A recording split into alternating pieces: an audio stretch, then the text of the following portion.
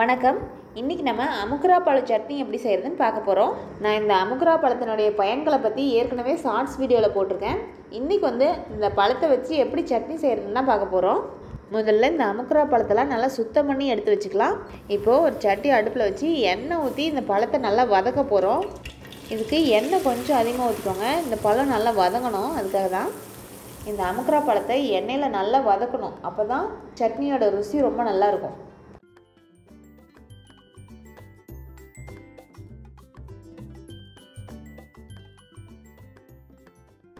இந்த அமுக்குரா பழம் நல்லா வதங்கிடுச்சு. இப்போ இதில் கொத்தமல்லி, சீரகம், மிளகு இதனாலும் சேர்த்துக்கணும். இதுலேயே ஒரு 2 இனுங்க கருவேப்பிலை சேர்த்துக்கலாம்.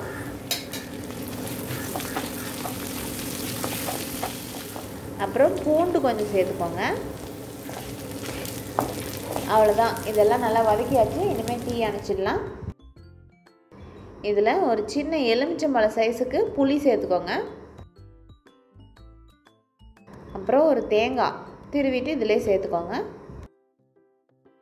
இதிலே ஒரு 4 பொட்டுக்கடலை சும்மா திக்னஸ்க்காக. அவ்வளோதான். இனிமேல் இதெல்லாம் நல்லா ஆறட்டும்னு கிரைண்டரில் போட்டு அரைச்சி எடுத்துக்க போகிறோம்.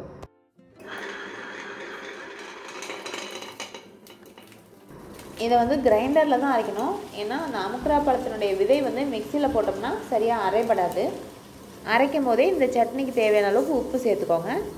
இதை அரைக்கிறதுக்கு கொஞ்சம் நேரம் ஆகும். எப்படியும் ஒரு 20 நிமிஷம் ஆகும். அதனால் இதை மூடி வச்சுட்டு நம்ம மற்ற வேலையெல்லாம் முடிச்சிடலாம்.